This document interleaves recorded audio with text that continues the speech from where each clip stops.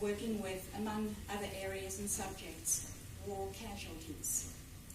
In 1953, she became a senior investigator at Walter Reed Army Institute in Washington, D.C., and also served as an associate professor of clinical psychology at the Albert Einstein College of Medicine in New York. She was also a consultant at West Point at the United States Air Force Stress and Fatigue Laboratory at Wright-Patterson Air Force Base. By 1958, Dr. Singer was a special consultant for the Institute of Mental Health in Bethesda, Maryland, and a lecturer in the psychology department at UC Berkeley. From there and into the 1970s, she served in various positions such as clinical professor at the Department of Psychiatry at the University of Rochester School of Medicine in New York, as research director of a project involving schizophrenics and their families at Wright Institute, and that was in Berkeley, California. During that time, she also served as professor in residence at the Department of Psychiatry at the University of California in San Francisco. And she also, during that period of time, served as adjunct professor at the California School of Professional Psychology, Saybrook Institute, California Graduate School of Marital and Family Therapy. In 1986, she became the adjunct professor at the Department of Psychology at Berkeley, at the University of California at Berkeley. And from 1991 to the present, Dr. Singer holds the position of Emerita Adjunct Professor at the Department of Psychology, University of California at Berkeley. Her professional interests have spanned a really wide range, and they are intense influence, cults, brainwashing, thought reform, coercive persuasion, false memories, forensic consultation, and hypnosis. She has 120 articles and peer-reviewed publications. She also has 13 awards, and we don't have time, unfortunately, to go through all of them. She has served on 11 editorial boards and is a member of 15 societies, boards, and associations. She is the author of 5 books, of which 2 are now available in foreign languages. And those are Cults in Our Midst, which has been translated into Spanish, Japanese, German, French, and Korean, and Crazy Therapies, which is available in French. And Dr. Lewis Jolly West served from 1942 to 1946 in the United States Army. He started his training in medicine in 1945 at the University of Minnesota School of Medicine. After graduation in 1948, he interned in straight medicine at the University of Minnesota and also started an 8-year service in the United States Air Force. From 1949 to 1952, he did his residency in psychiatry at the Payne Whitney Clinic of the New York Hospital Cornell Medical Center. During this time and up to 1956, he also saw service in the United States Air Force Medical Corps and saw promotions from lieutenant to major. In 1952 to 1956, he was chief of psychiatry at the Lackland Air Force Base in Texas.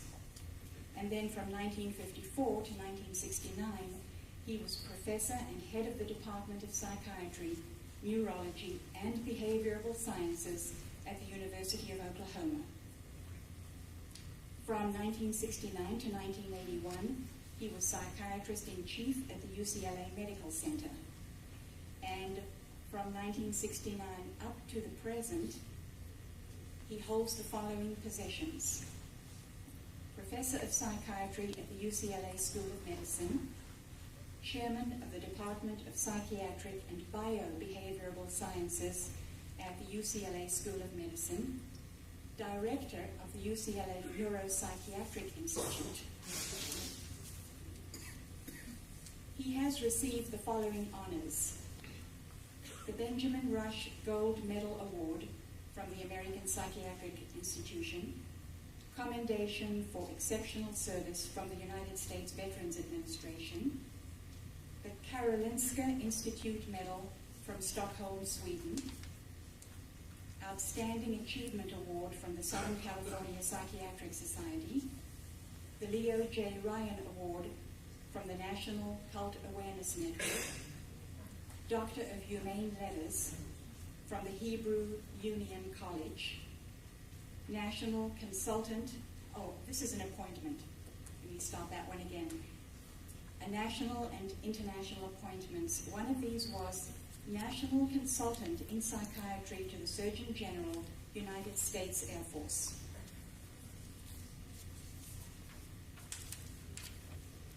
National Advisory Mental Health Council, United States Public Health Service, White House Conference on Civil Rights, National Advisory Committee on Alcoholism to the Secretary, Department of Health, Education and Welfare, Special Medical Advisory Group, United States Veterans Administration, American Advisory Board, Jerusalem Mental Health Center, Israel, Consultant to the Surgeon General, United States Army Medical Research and Development Command.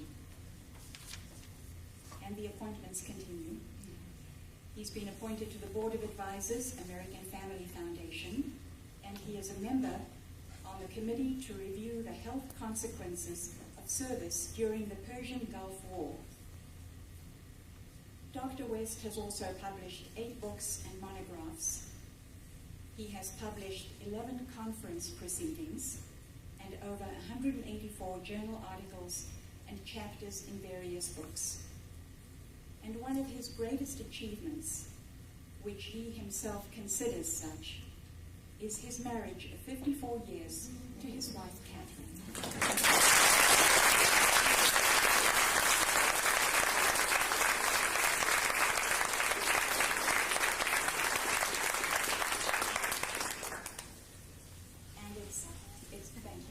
It's a great pleasure now for me to turn the evening over to Dr. Singer and to Dr. West for an evening with Dr. Singer and Dr. West. If I remember correctly, we first met during the Korean War when you were with the Air Force and I was working as a civilian for the Army at Washington, D.C. Why don't you fill us in on things you'd like to talk about? Because tonight we're going to be talking about 50 years of studying intense indoctrination, influence, coercive persuasion, thought reform, and things that you're all interested in. It's really 100 years, 50 for you and 50 for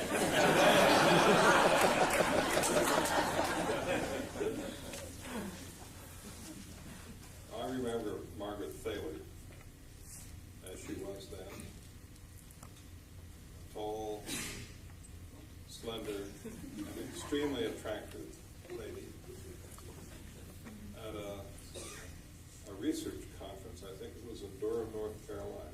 Yes, that was the first one where we met. And the topic of that conference, I believe, was on the effect of drugs on emotions, or some such thing, wasn't it? Yeah, and it had something to do with stress. And I was down from Walter Reed because I'd been interviewing people while they were continuously hooked up and monitored with Mort Reiser and Herb Weiner in the study. See, the Army, at that point in time, and probably still to this day, the most days lost are from people having peptic ulcers and hypertension. And we were studying what, if anything, did stress in the military life have to do with the course of those two disorders primarily. And what you're not mentioning is that in the course of that research, Margaret Singer, using psychological instruments only, one psychological test, was better able to predict the onset of peptic ulcers in Army personnel than all the medical tests, including the x-rays.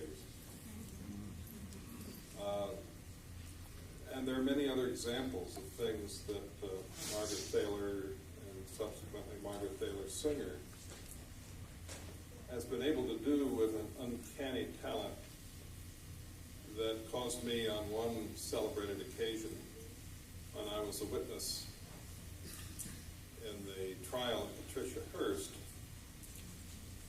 and the irritated prosecutor asked me why it was that I put so much confidence in the testing that Dr. Singer had done of Patricia Hearst in order to arrive at my conclusions about her. And I told him, because she's a witch.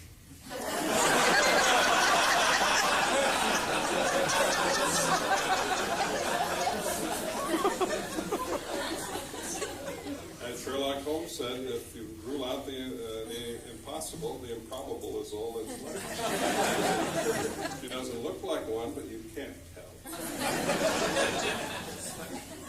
Dr. Singer's amazing talent has won her admiration not only in some of the things that were mentioned in the introduction, such as her work with schizophrenics and their families, but in the field of linguistics. It's quite remarkable some of the things that she's been able to unravel. I remember when we were listening to the tapes that Patricia Hearst had made obviously under duress. Didn't sound like her at all. It wasn't her language from anything that she'd ever written or said before.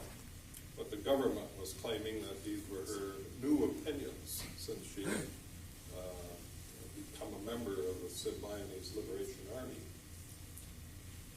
And there was one particular tape in which she's spouting this Marxist dogma.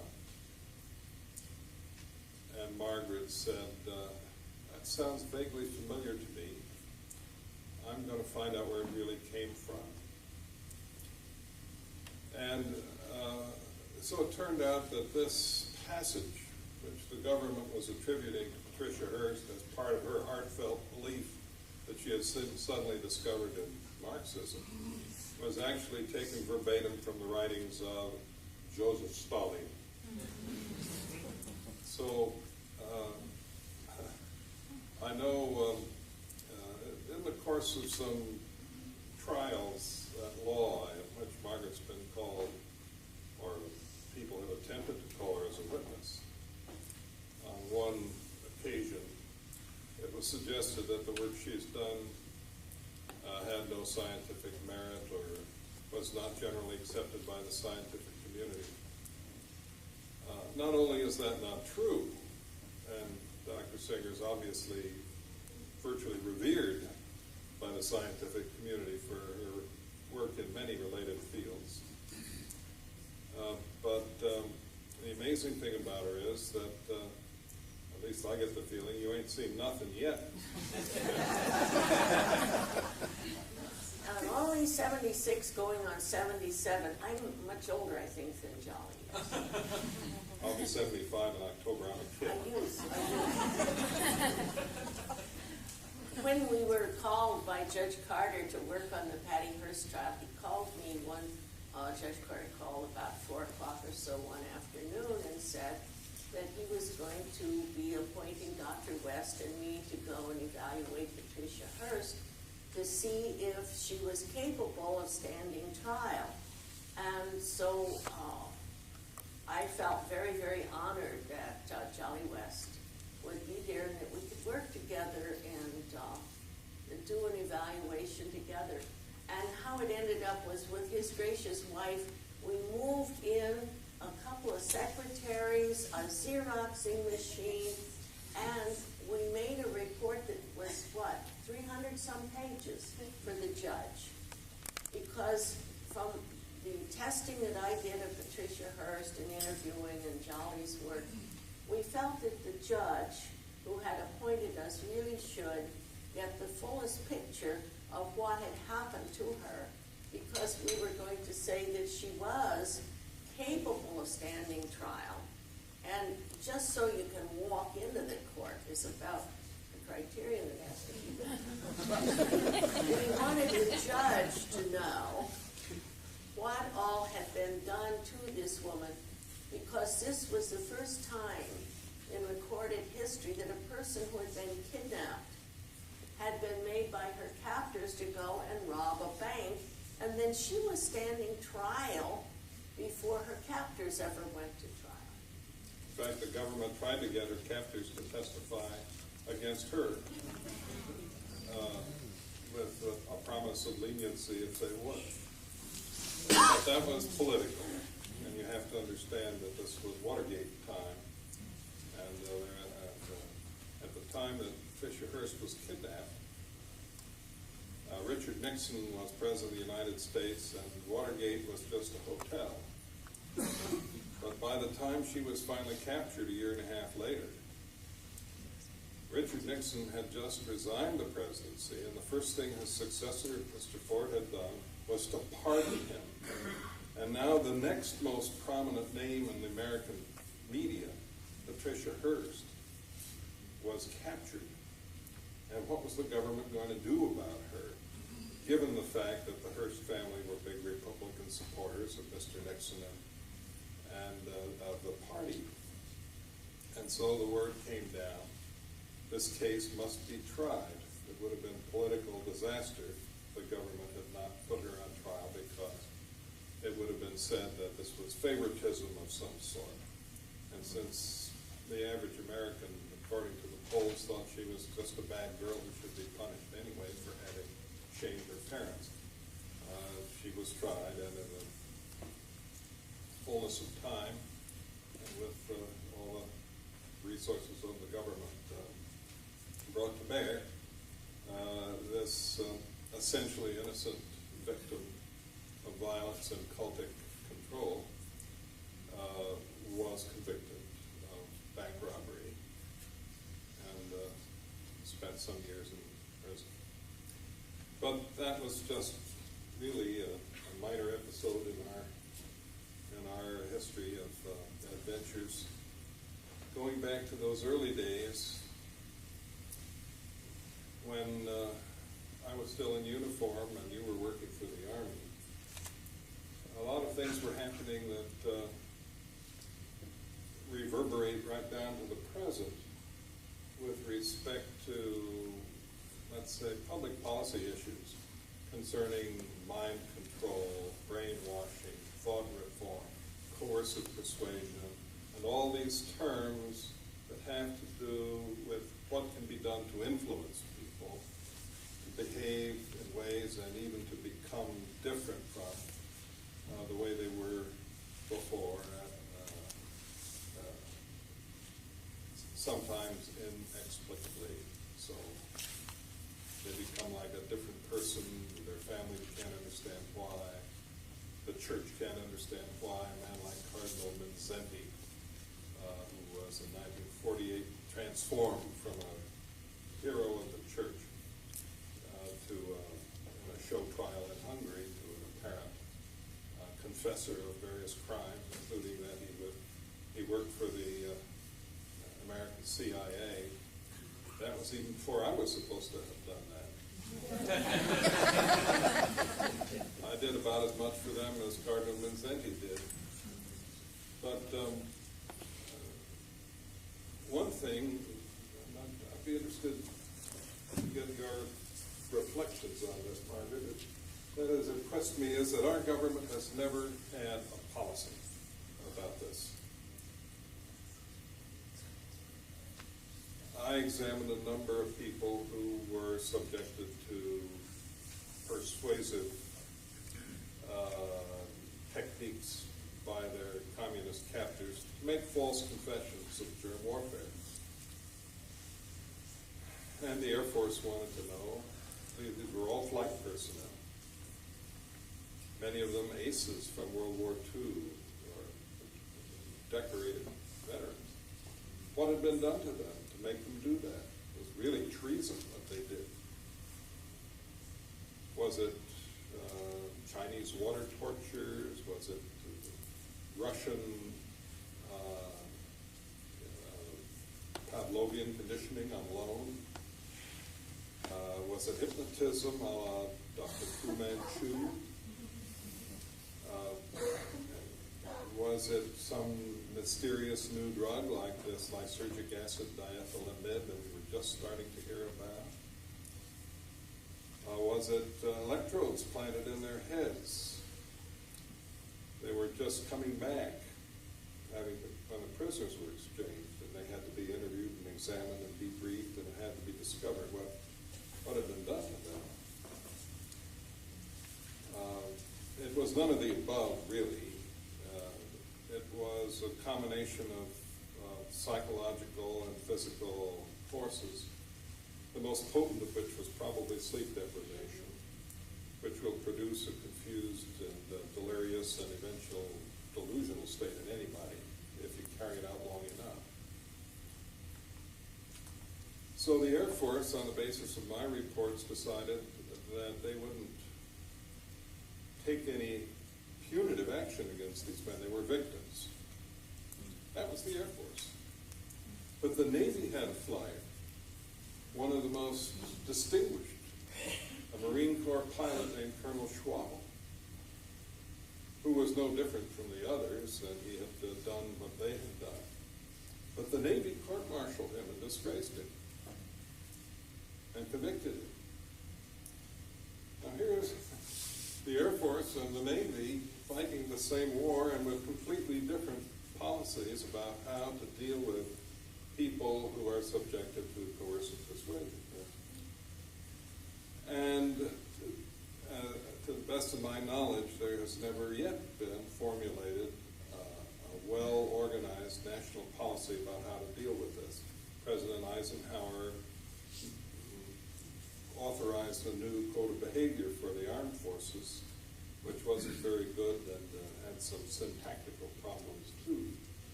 But it didn't really specify what happens to you, or what the government's position should be if your behavior eventually isn't what they would prefer. And while some of us, Margaret for the Army and I for the Air Force, participated in formulating training programs to help people who might fall into enemy hands to cope with what they would face. Even those training programs had some difficulties of their own, because if you did a mock brainwashing procedure on a training exercise where everybody knew it was a game, it was an exercise, there were always a few people, and you couldn't predict who they would have been, who sort of snapped into the role as though it were real and might start giving away military secrets to training personnel who weren't even cleared to hear it. And that would have to be stopped. You can't begin to measure the potency of these forces. Somebody mentioned that, you last night mentioned Zimbardo. Yes. In some of his subsequent experiments. But I'm sure it would have been no surprise to Zimbardo to know what happened at Stead Air Force Base among the people who had to go through those procedures. Well, something that has always fascinated me is how much resistance there is in the ordinary citizen's mind to thinking that influence and persuasion exist. Every day, we're impacted by the radio, the television. Something is always attempting to influence us through images, words, everything. And this history of time when Jolly and I were very active in studying coercive persuasion, thought reform, and really reviewing the history of how down through the centuries people had gone about persuading, tricking, and influencing each other. The era of the 1930s in Russia was important because the world saw the Russian purge trials, where people falsely confessed and falsely accused others. And this was world information that was spread about and available. And then seeing Cardinal Mindszenty falsely accuse and falsely confess. And then coming to see the era of people taking these techniques of packaged persuasion. There's nothing mysterious, there's nothing esoteric about what a thought reform program is. And Mao Zedong first started writing about a thought reform program in 1929 that he was going to put into place when he and his followers took over mainland China. And by reading all the material that had been translated that came from Mao's writings, from the training cadres that were used, that information on how a thought reform program was put into place in China illustrated so clearly, and it's something that cult apologists here in the U.S. have not gotten because they never read the basic materials and grasped that for centuries mankind knew, and it's even in old books of Proverbs, that the easiest way to catch flies is with honey, not vinegar. And there was nothing in the entire literature of, if you want to get behavior out of people, you don't hold a gun at the head.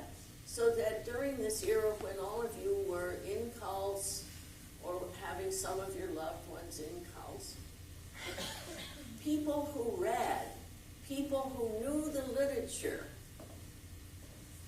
of influence and persuasion techniques, who were even up to taking, say, Phil Zimbardo's basic courses in social psychology, knew that in order to change people's behavior and attitudes, you don't have to lock them up in prison, you don't have to hold a gun at their head.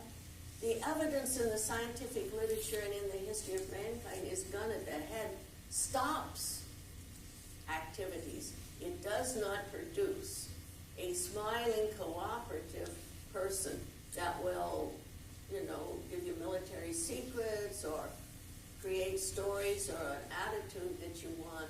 But those of us that have taken a look at the history of even just since 1930 up to the end of this century, what has become known about interpersonal influence and how a situation can be socially and psychologically set up to create remarkable changes in behavior and attitude.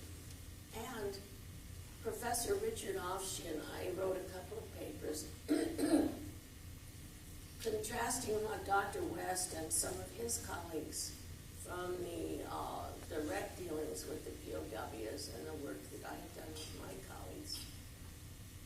Mao monitored very carefully so that they didn't drive anybody crazy. They didn't drive people to suicide. The Mao thought reform programs were focused on recycling the citizens to reuse them in the new China. And the attacks in that, what Offshe and I refer to as the first generation of thought reform, that was seen in mainland China, in the revolutionary universities, in the struggle sessions, and the brainwashing thought reform of civilians was so clearly focused on an attack upon the political beliefs. See, Mao didn't care about what people believed in, only in the area of politics. And then see, when Afshin and I, Dr. West, and others got to looking at what were the modern day cults doing, they were going beyond what had happened in mainland China, in Korea.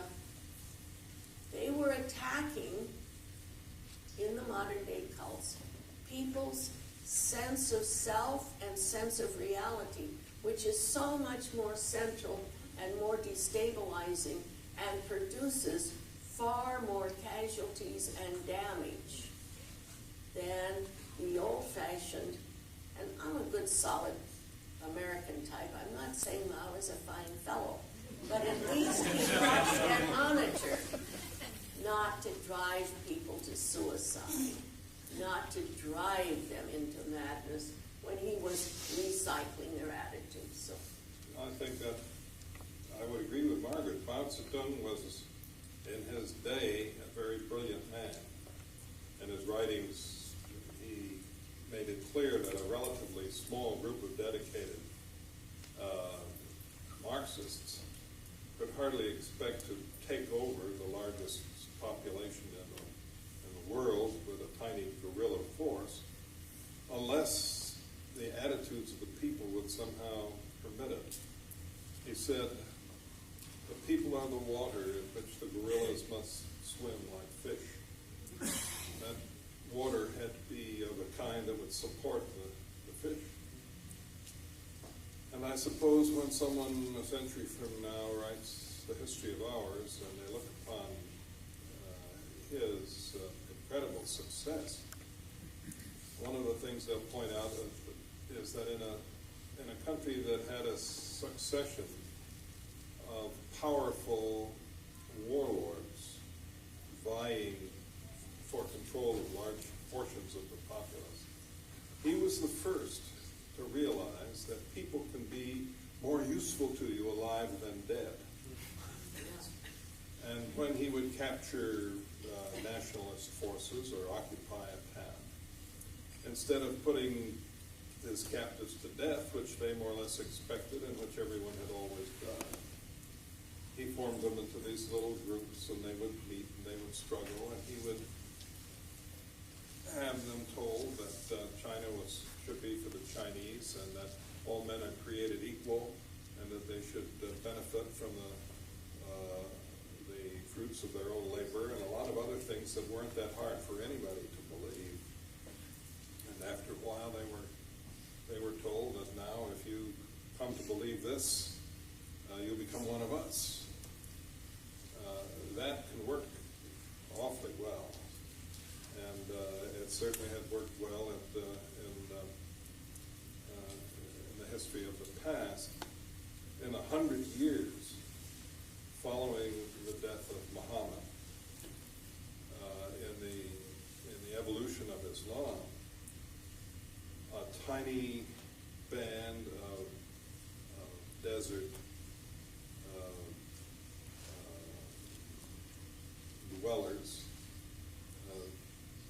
with a new religion concocted by their leader, or revealed to him if you prefer, and expressed by him in these writings, became transformed into, within 100 years, the largest empire in the history of the world, stretching from China to Central Europe, and from Middle Russia down to North Africa.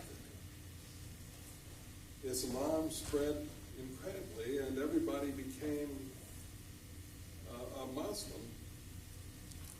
And how did that happen? Well, an important part of it was, let's say, coupling practicality with belief, was that every time there was a battle and the raiders would win, instead of killing their victims, they would say, become one of us and you will share in the spoils of this victory. And from now on, you'll be on our side. And they would say, what do we have to do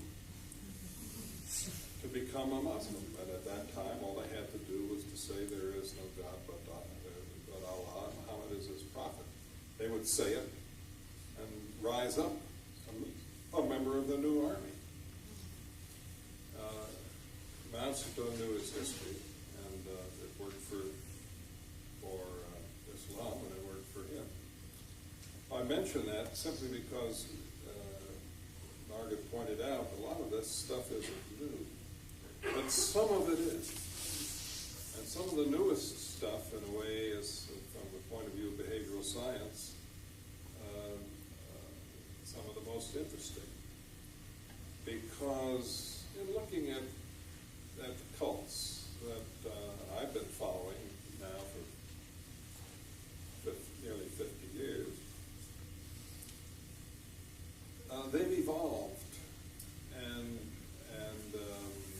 mutated, and new varieties and experiments have sprung up, taking advantage of the information age and the modern marketing techniques and the use of the legal systems in the different countries where they have been able to flourish, and the affluence of the target populations, and many other things have been calculated in to what is a multi-billion-dollar international growth industry.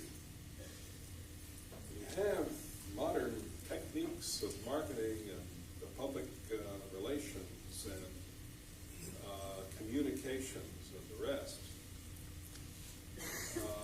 You can create new models and new varieties. There's a big difference between cult A, cult B, and cult C, even though they all are making lots of money. Their messages are different, their recruiting techniques are different. There may be a few things that they have in common, some very important things, like the idealism of the recruits, which is quite a common factor, I think, among most of the cults that I know. Most of the people I know in cults who are members were and are still very idealistic people. And in that, it may be, and I'd like your reaction to this, because we were talking about it at supper, that may be the seeds of their destruction. Because when these people leave,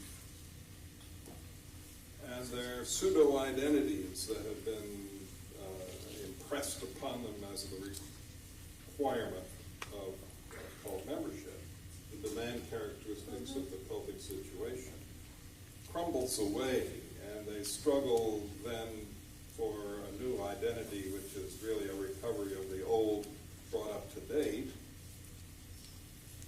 Their character that made them good targets for cults, the idealistic quality, is still in them. And when I asked a young man earlier today, who's been out for several years and has a successful business and is affluent and doesn't need to be doing what he's doing, and trying to bring illumination about cultic depredations and in a sense to fight, to take sides in the cult wars. Why should he do it? Why should he bother? He's well out of it. It's because he's still the same idealist that made him target in the first place. And as he put it to me, and I can't tell you how much I admire this in him and many, many others that I've talked to who used to be cult members. How could I say nothing, knowing what I know? And that's why when the Scientologists picked it outside the NPI or something like that, I try to go out and chat with them and see who they are. They usually don't have much use for me. But that's then and now. It might be that a month from now or a year from now or 5 years from now, they feel differently. And I know that they are the kind of people I would like. And that when the time comes that I would welcome. And I do. And I think the fact that so many of such people are here is evidence that I'm right.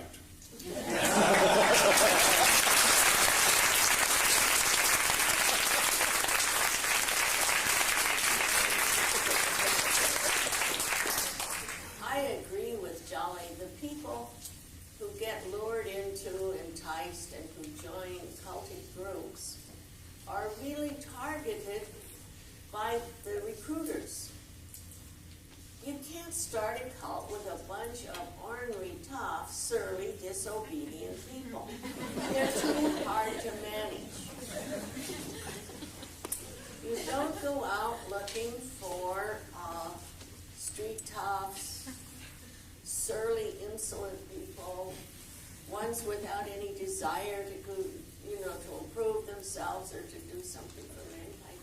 You go out and you look for the ones that are obedient enough that you can get them to come with you, usually under some deception. And see, that's one of the major criticisms that the thinking world has about cult, is the amount of deception involved in the recruiting. But as Jolly is pointing out, you have to be fairly civilized, sharp-witted enough that you can learn whatever the guru, the messiah, the head of the cult wants you to learn, or they'll dump you. And they have fabulous names for getting rid of people. But you have to be basically a civilized person. And then when you see the uncivilized conduct that gets built in by some groups, you come to realize that it took some powerful pressures, it took a lot of continuous fear to get those people who joined that were just pretty average folks to stay and to do the uncivilized and downright unbelievable stuff that some of the members that are sent out, and in the words of the street, that are fronted off by their cult.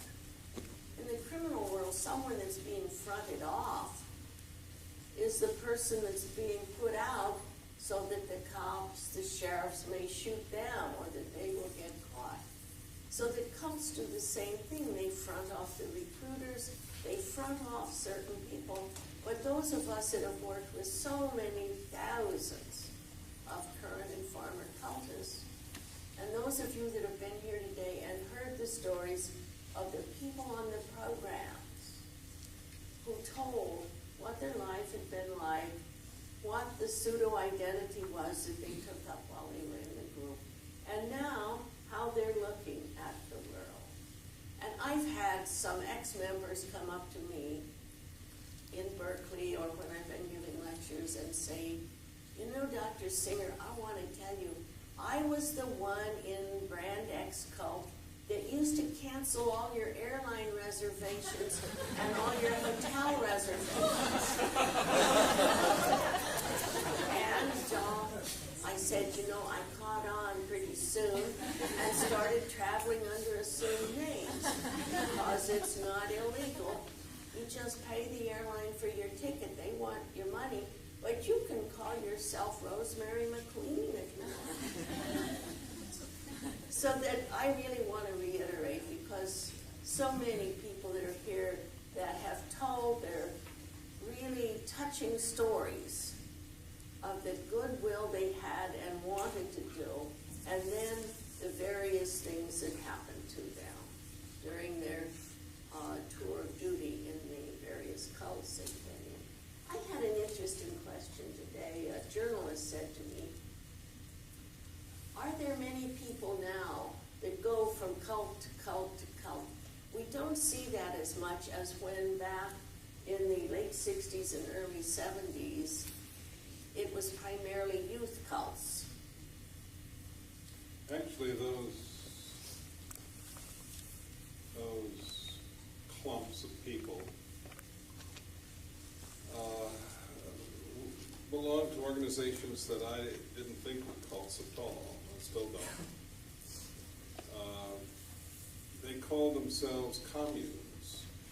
Oh, that's a whole different crowd. And that's John. a very, that was a very different dynamic. It was part of the counterculture of the 60s. And they were like nodes in a reticulum all over the country. They would go from one to another. They were always welcome. And the characteristics of these groups were very different from those of cults. You could define them by their boundaries, by their power structures, by their doctrines, and so on and so forth. But they began to fail in numbers, partly because so many of them depended on drug use. And while it might make it possible to resolve many conflicts by lighting up with marijuana whenever you feel angry, eventually that also impairs the ability to accomplish very much. And people find that they've gotten in the habit of eating, and they go to the next commune and they're doing the same thing, and a lot of those folks ended up stockbrokers and so forth 5-10 years later. But others did not. They were still searching, and in the 70s, many of them were collected into the groups. Many who were still searching were found by mostly fundamentalist religious cults at that time. Many of them quite small. There were a few organizations, of course, around that were already established that began to attract new members. And then you saw just a steady expansion of entrepreneurs who wanted to be rich and potent and have whatever they wanted, and could do it by manipulating and controlling other people. And according to where they came from and what resources they had, they would shape their groups as a consequence. During the months and maybe a year after Aum Shinrikyo members released the sarin gas in the Tokyo subway, I must have had 20 or 30 Japanese journalists and other media people come to visit me, all with the same question. What do you think, Professor, if you're 5,000 miles away, you're a big authority, you know. What do you think has been happening to the Japanese culture? What is happening to our society that would make it possible for these people, businessmen, bankers, college teachers, lawyers, doctors, respectable people, to follow this man, this Shoko Asahara, and become his vassals and do his bidding, people whose previous life had been decent and honorable and respectable. What in our national character has become corrupted in order to make this happen and make us vulnerable to it?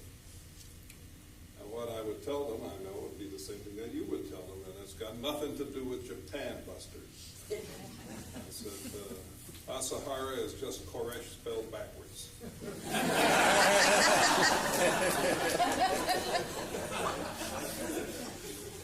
These forces are universal. They stem ultimately from our nature as biosocial creatures who are born and develop in a certain way, and who, of necessity, depend in our learning and in our evolution as individuals very strongly upon the influence and communication manipulations and control of those in whose hands our lives depend. Our parents, our families, the entire power structure of any village, any family, any culture that survives. These forces are inherent, and they're still with us. And the other thing that's with us, that's built in, is a tremendous amount of sort of inert capability for the body to be influenced by the mind, which is just two ways of saying the same thing, since the mind and the body are inseparable.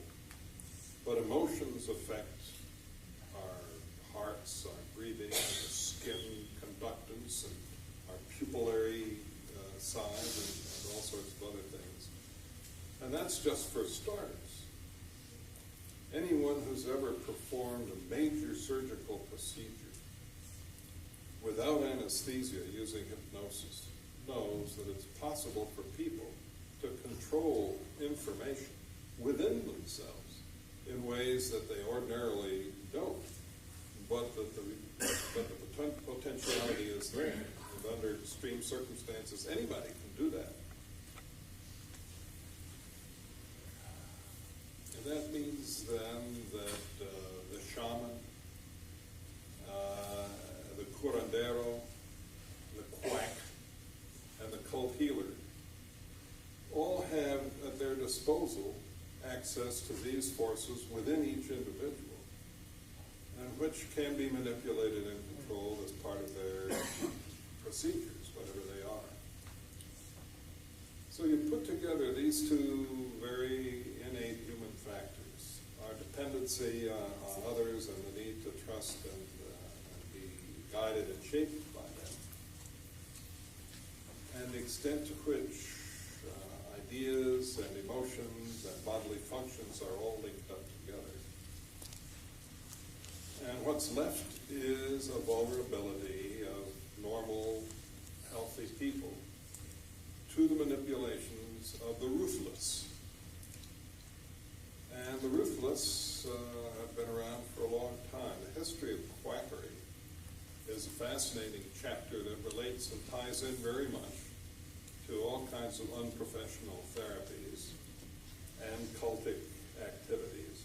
And most cults get into healing or wellness or self-improvement one way or another, whether it's religious or mystical or pseudo-scientific or whatever the formulas are. In other words, our very nature as humans makes us potentially vulnerable to the depredations of those who are not impeded by any ethical or professional constraint, and whose motives are essentially power, money, control, and exploitation. I think 80% of the cult leaders are con men, crooks, psychopaths, people who oftentimes have tried different kinds of scams and finally worked one out. Asahara went through 2 or 3 other attempts before he finally worked out just the right blend of ingredients for Om Shinrikyo. And the same thing, if you look into the histories of people like Jim Jones, he'd already made up his mind as a teenager that he was going to be a cult leader. And he would model it after Father Divine. So once you begin to study these things in a scholarly way, and at the same time look, you might say, with clinical eyes at the consequences, you realize how great the risks are on the one hand and how devastating the consequences are on the other hand, especially in a time like ours when society is in turmoil worldwide, and where the entrepreneur is God. Anybody who's out there and figures out a way to make a buck must have the right to do it. And the way in which most Western societies permit and encourage this ties right in then to the hands of those who are unscrupulous. And it isn't only the cultic people either. Look in the yellow pages under holistic healers, under alternative healing. They don't look under Q for quacks, because they don't list themselves that way. And look under H for hypnotists. You'll find column after column of people without doctoral degrees or proper qualifications who are combining hypnotism with crystals and Lord knows what all. And they must be making a living or they couldn't afford to advertise, right? So it's a big problem. It's a growing problem. And I think we need to keep examining what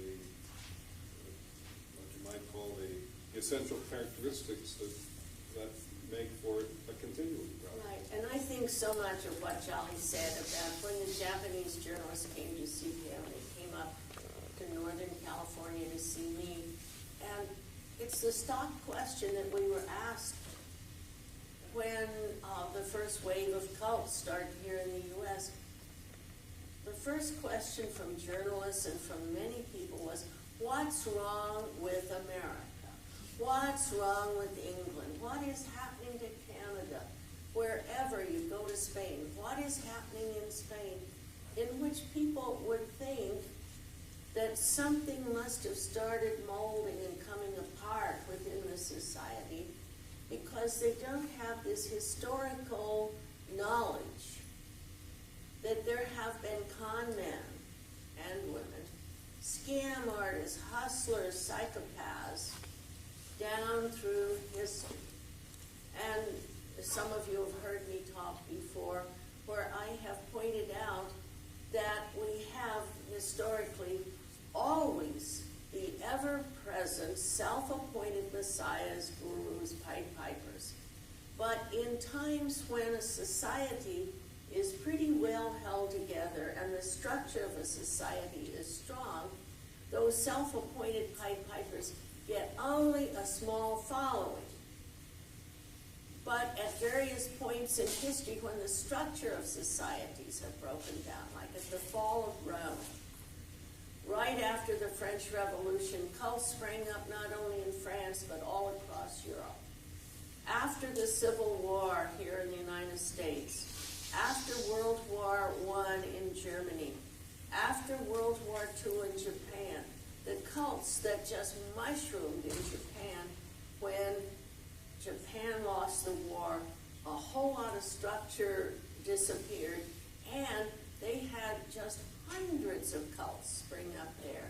And then as Dr. West and other writers had predicted, the 60s here were a time, and it turned out to be a true prediction, when there would be enough breakdown in the society. Because remember in the 60s, we had developed at that point in time the highest divorce rate in the United States in history.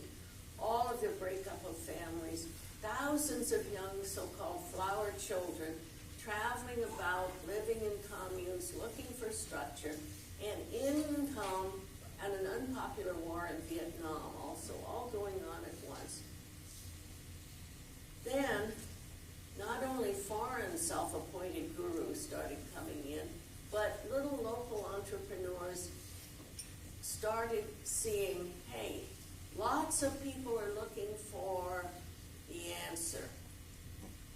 And we started seeing this burgeoning of cults here in the U.S. So that it wasn't that our society was molding, it was that certain structures changed just enough that it gave the hustlers and the con artists an opportunity.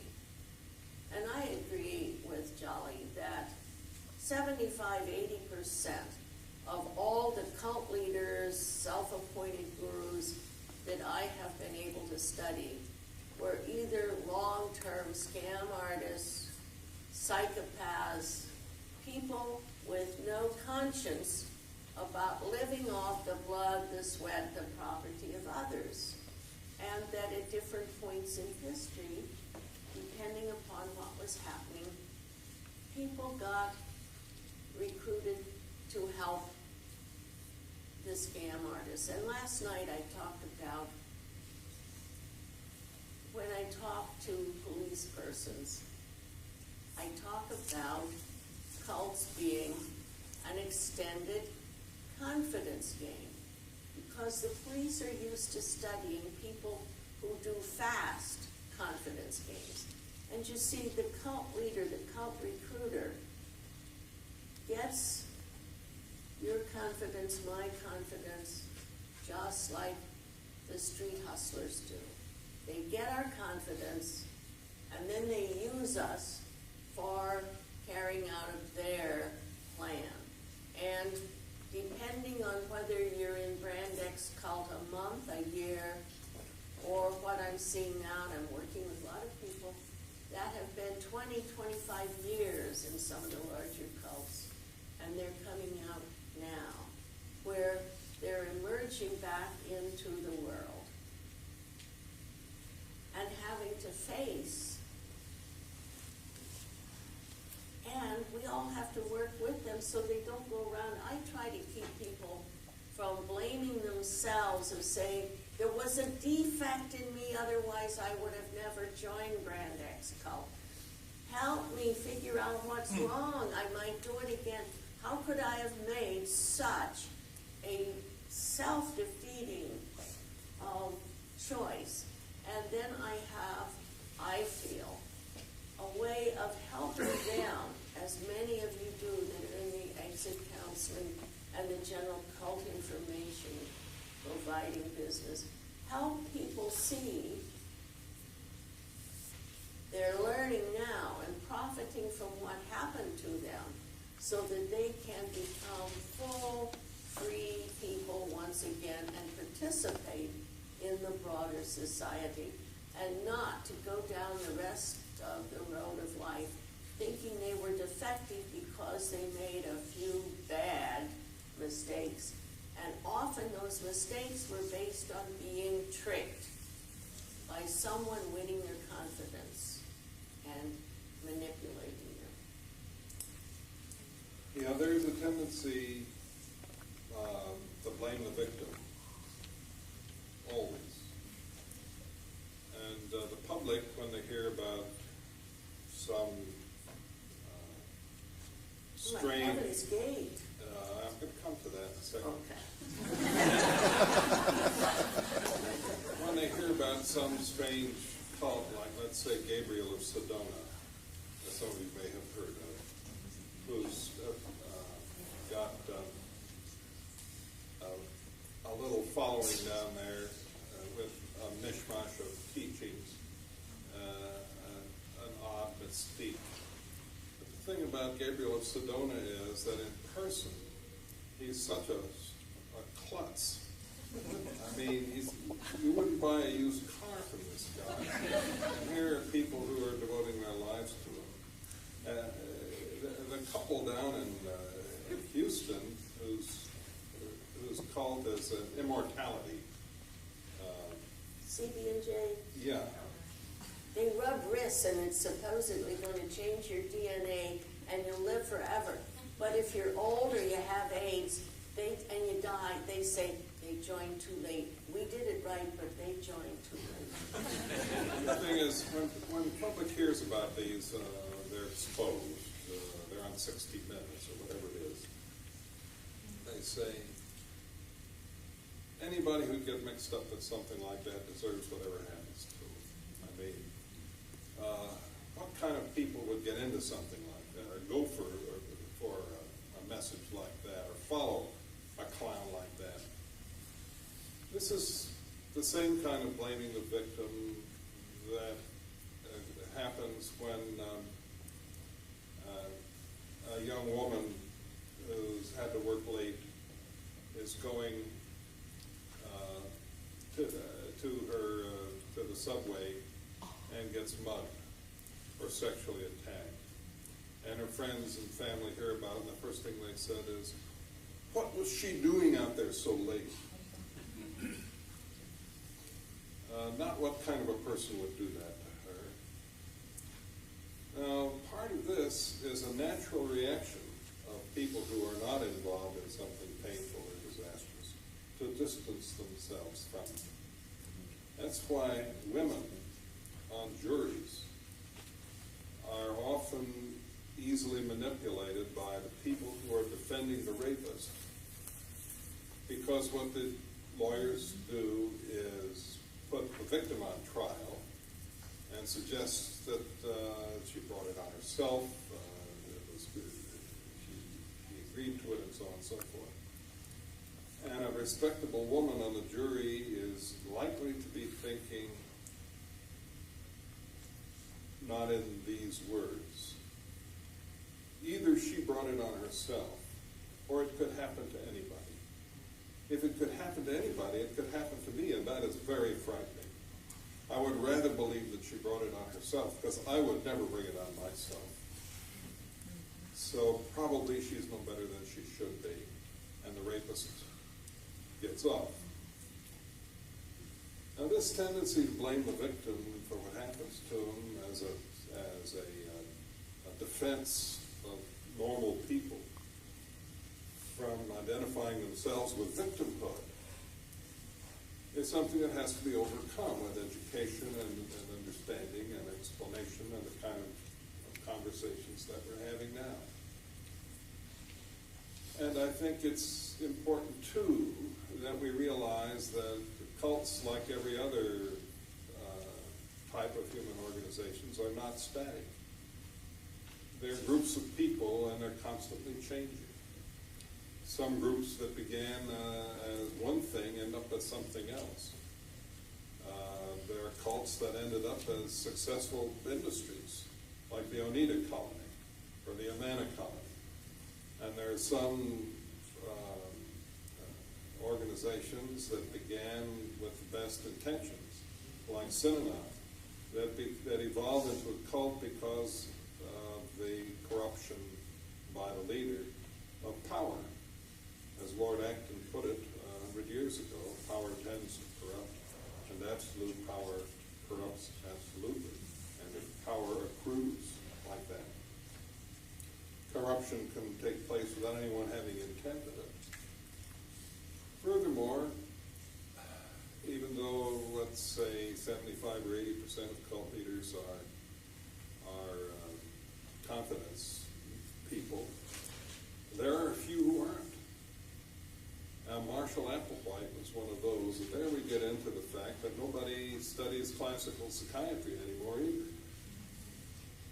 Even in the textbooks, you don't read so much about classical paranoia, a type of psychosis in which there is a central delusion in an otherwise well-organized character.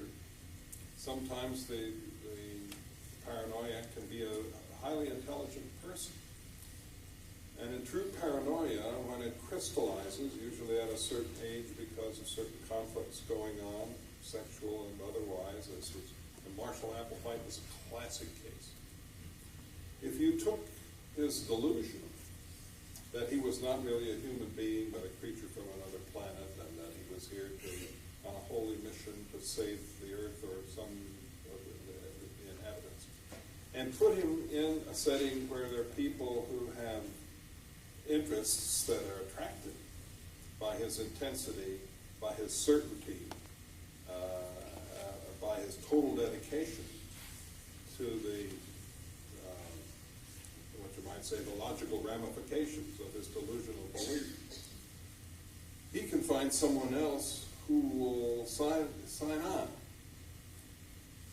And if that second person, oftentimes a family member or a loved one, accepts the delusional belief, even though they're not psychotics, they behave as though they were, and then you have a condition that's known as folie à deux. It can involve a larger group, and often in the literature, these larger groups are family members, and it's called folie à famille. Martha's Gate group was particularly interesting to me because it shared some of the characteristics of the typical cult that had kind of developed by itself and of a fully affirmated. And when you buy into that belief, it can lead you to the end of your life. It can lead you to murdering your children. Jim Jones, I don't think, was delusional. He was certainly aberrant, but he wasn't a paranoid. He was corrupted by power, and he had many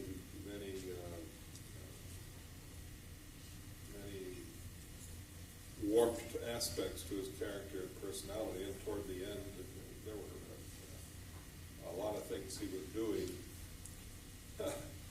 that were bizarre. And yet, when Ryan went and talked to him, he seemed to be perfectly rational. His was supposed to be a fundamentalist Christian organization, People's Temple, right? And lots of politicians and public figures in the Bay Area felt that he was a very valuable citizen, and his organization was doing all kinds of good things in the community. Many of them never understood why he felt he had to lead and all that. But what do you suppose he did with his money? He had squirreled away $6 million in gold bullion in the Guyana Bank at the time that he died. And he left a will. Who do you suppose he left it to? The American Civil Liberties Union? The National Council of Churches? Or some Christian charity? No. He left it to the government of the Soviet Union. The largest atheistic, godless enterprise on the planet, because he was scornful of all the stuff he'd been teaching and spouting and preaching. He never believed a damn word of it. It was all in order to get his way. And David Koresh was the same, and I could name you 100 others the same way. But Applewhite was a bona fide lunatic.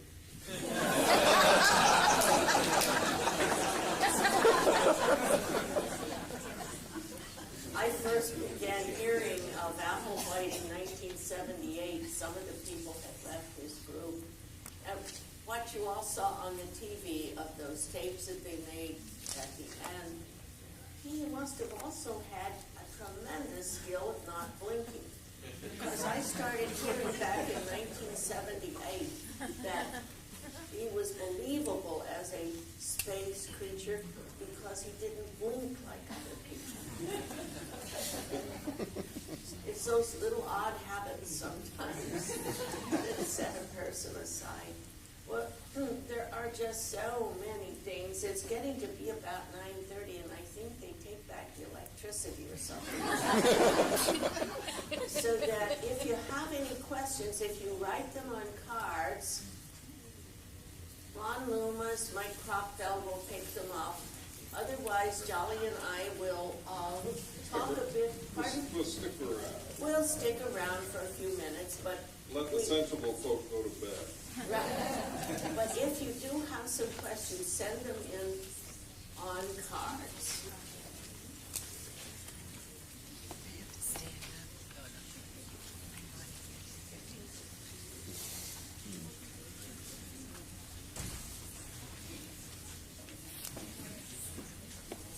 Would you please share your thoughts about the phenomenon of snapping and how it relates to trauma recovery? You know the book was, 25 years ago? Yeah, at least 20, 25. And it was supposed to describe an epidemic of snapping. It was based upon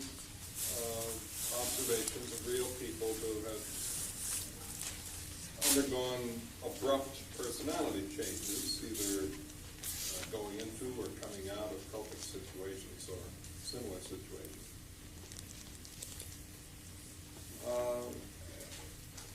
When folks come out of captivity or any kind of situation in which they have changed and become like a different person, which was Cardinal Mazzenti's phrase about himself in his autobiography, and it's a phrase that Patricia Hearst used too on the witness stand.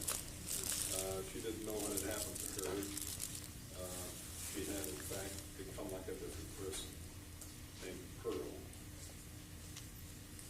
What happens when this pseudo-identity that's been impressed upon the person who went into that situation, when the forces are relieved and they're out, and the old personality is sort of wanting to be reborn?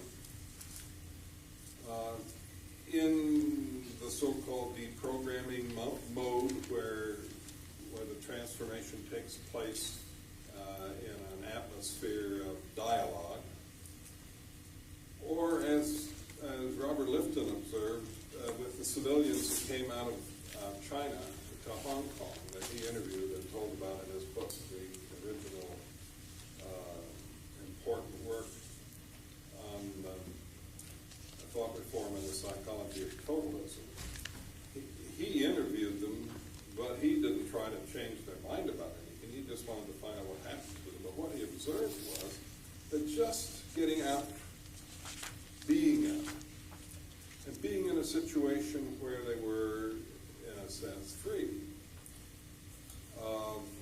They could read the papers, they could come and go, they could argue with him that that Mao's beliefs were their beliefs, and they weren't going to give them up just because they'd been expelled from China and so on. And no one would argue with them even. They could read the newspapers, they could listen to the radio. And then gradually, it was as though this started to crumble away, and they started asking questions, and then they started doubting, and they started remembering things that they had forgotten, and they started getting angry about some of the things that had been done to them and so forth. So snapping, I think, in my book, is just an abrupt form of this transition, which can be gradual. It is a change of persona in which I think a truer identity manifests itself. Yeah, I never did buy into the notion of snapping, because as I interviewed people who had been in cults, and as they began to once again exercise their own thinking, their own free will, there had been this build-up to them making that final decision to sneak out, to walk, to get away. They didn't tell me something went clang, like a shutter slamming against the window frame. So that, see, almost everything has to be looked at the history of when it evolves.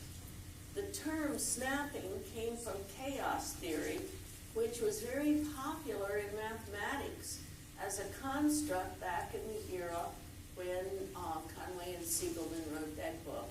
And they had interviewed Professor Hans Bremerman of the University of California, and he had explained the theory of chaos in a mathematical term and the snapping that went with the structure of the construct of that. So that I think that book served its purpose at the time, but that people tell a very different and much more understandable reawakening, rethinking, and not some bang that they have a new self or the old self turned back on. I'll read us one of the questions. This is charming. What's wrong with us all agreeing to call the phrase brainwashing? Isn't that what the public understands? The answer is yes. The term thought reform is the more classical scholarly term, and it refers refers to what we were talking about earlier, Mao's idea that he was going to reform political views. And as Lifton put in his book, it's like all of our experiences working with translators. Edward Hunter, an American journalist, was in Hong Kong at approximately the same era that Lifton and West and all of us were working. And Edward Hunter's Chinese translator brought the word thought across into English as brain and reform across as washing. So that was how we got a charming Madison Avenue sounding mistranslation of the Chinese. But everybody, the man in the street kids know a general notion of what brainwashing is, namely having a deceptive program, and in some way you're luring and tricking someone to change or do your bidding. So I agree. But you have to, depending on where you're writing, whether you're testifying in court, whether you're talking to a group, to bring to people all of the different phrases that refer essentially to a coordinated program of exploiting influence. It doesn't necessarily work on everybody. The Chinese tried to use the method that had worked so well for them during the revolution on the American army captives, of whom there were 5,000 or 6,000, and who were subject to the thought reform procedures that had worked so well for them, and it didn't work well at all. While the Air Force prisoners were treated in a completely different way, solitary confinement, not in groups, and pressured to behave in a specific way, not to change their political views. And these methods were known not only to the Russians in the 30s, but to tough police everywhere for centuries. You have someone for a week or 10 days, you can get him to confess to anything, whether he did it or not, and at least get a pretty good percentage. The American soldiers who were captured in Korea and subjected to this process behaved themselves on the whole in an outstanding and heroic way, probably better than prisoners of war had done in any previous war, Americans or anybody else. Now this question says, with the new millennium, do you expect a large expansion of cult activity? As we saw the millennium coming, let's say 15, 20 years ago, we said yes, and I think that's been true. But as I've watched it, I have to confess that while maybe the millennium and the comets and other extraordinary phenomena might have had something to do with it, I rather think that the explosion of cultic activity has had more to do with money, greed, and the fact that you can get away with it. And that's why it's an international growth industry, and the millennium is just a hook on which to hang it. What do you think, Mark? Yes, there's one West Coast cult leader, a foreign lady that has been heavily recruiting in the Asian population of the West Coast. And she was making a prediction that the world was going to end the day that mainland China walked into Hong Kong to take over the new regime. And as that date neared and neared, she started changing right away and saying, I have to correct my prediction. And she's now shifted it off to some few years after the year 2000. But it was just marvelous to talk with people that were in her group and who had come out to see when it was that nothing bad, there was going to be no big tumult in Hong Kong. This lady, being a good business person, and she runs a lot of good restaurants, has shifted the prediction predictions into the indefinite future. So that, and there's a man here in Philadelphia that I've interviewed who has a list of 1,100 millennials groups that he's following, and so on. But Yeah, it's money and greed that they're all into, whether they're saying it's the end of the world. And they've been saying that every 100 years, and they did it, at 1,000, and now they're doing it again. These are known things that you can make people worry about. Yeah, it would be bad business to hang your hook on the millennium, because once it's passed, then what are you going to do for the next step? Dr. West, I believe you're friendly with some West Coast celebrities. How does Hollywood view people like Travolta, Cruz, etc.? I'd say that the answer to that is that they view them with great respect and caution.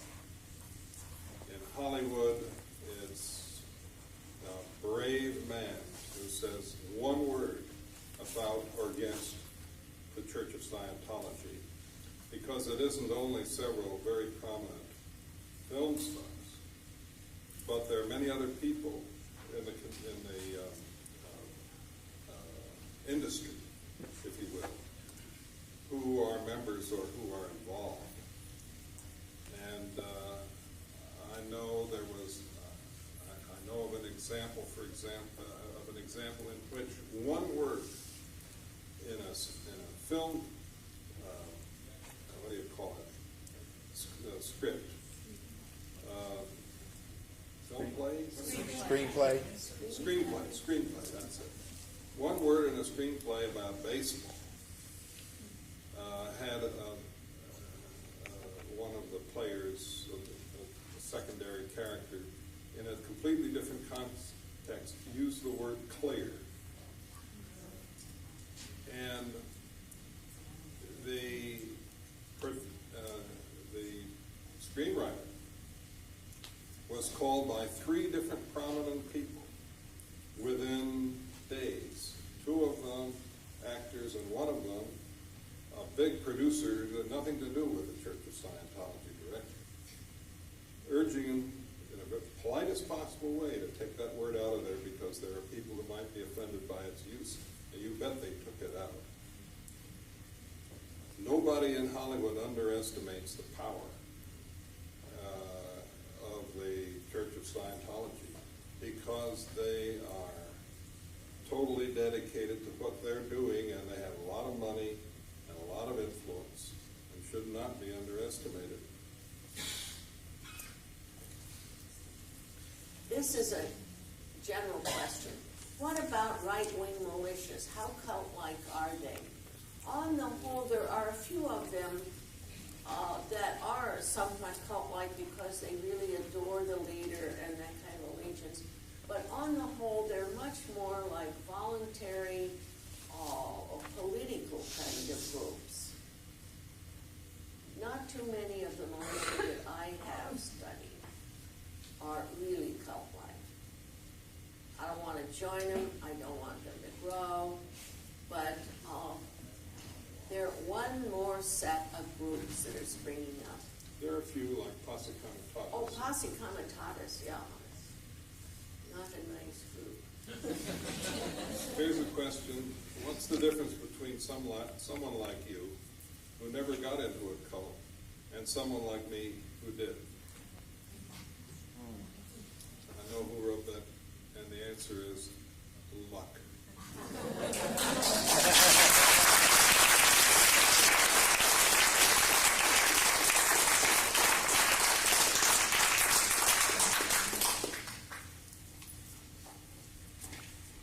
There's one here that brings up a topic that Dr. West and I have done a lot of looking at, and that is psychotherapy cults and aberrant therapist relationships. If you have any, do you have any suggestions on how to attempt to start a dialogue with an adult child under the influence of a psychiatrist who rejects all contact with family or friends? This is a phenomenon that has become quite malevolent and prominent the last few years, in which a number of just aberrant therapists and primarily very poorly trained therapists have carried forward a sort of mistaken notion that if you just find someone to blame, you'll get well. And you see, for a while, a lot of therapists thought, oh, you just blame your family. It all happened when you were little, and blame them. Well, that didn't get people well either.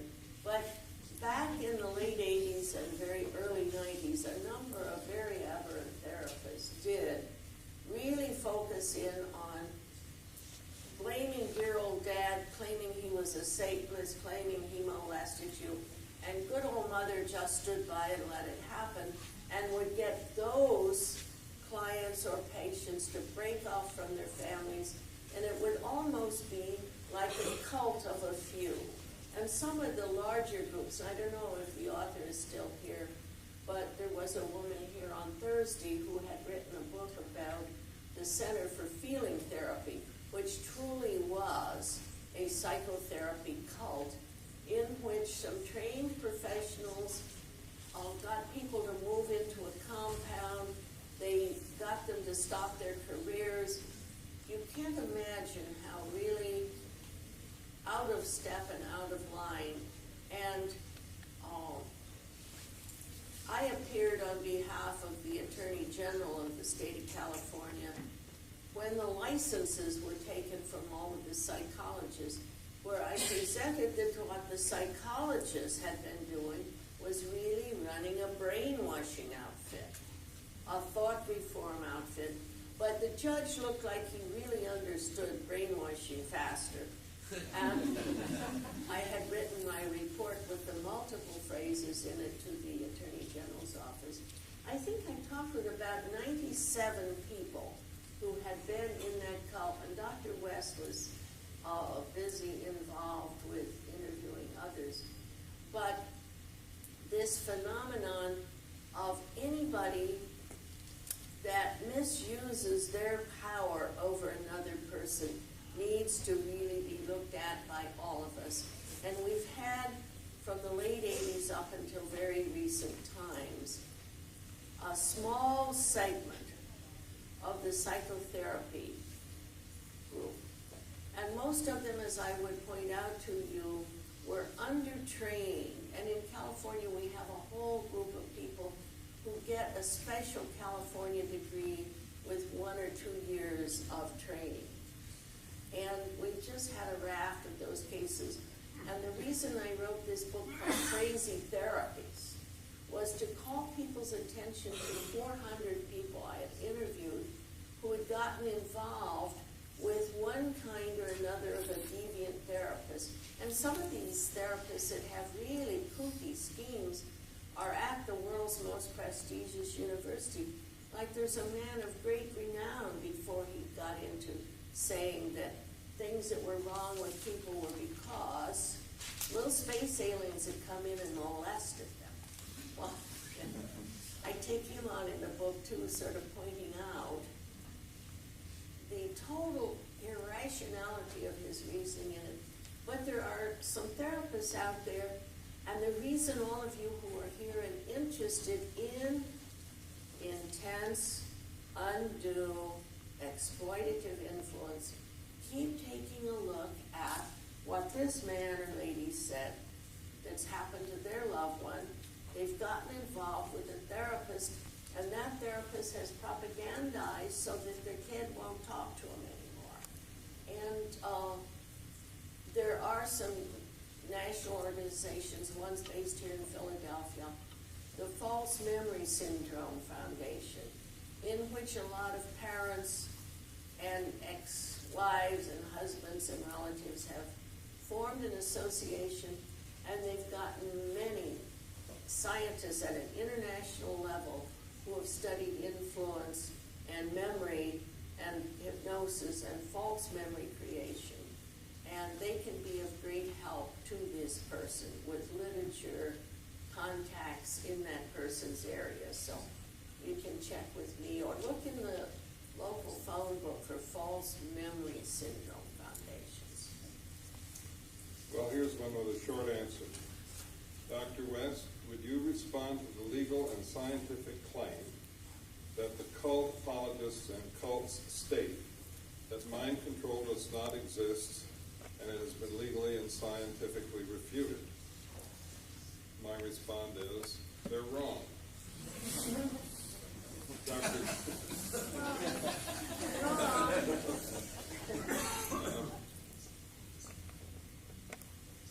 Okay. Take one. They are taking back the electricity. You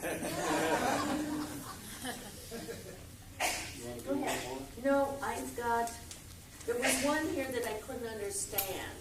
It was something about a civil society and capitalism and so on. If that person catches me, I will try to answer the question, but I don't understand it. What is the life expectancy of cults when they carry on the scam too long? Do cults go through cyclic changes themselves? There was a study of utopian societies in California over a period of 100 years, from 1850 to 1950. And they were divided into two groups. They had some cultic characteristics, most of them. The two groups were secular and religious. The average life of the secular cults was 10 years, and of the religious ones, 20 years. Therefore, if you're starting a cult and it's secular and you want it to last longer, you change it to a religion, and who knows how long it will go on. As for the other part, do cults go through cyclic changes themselves? The answer is all organizations go through changes, and not necessarily cyclic, but they are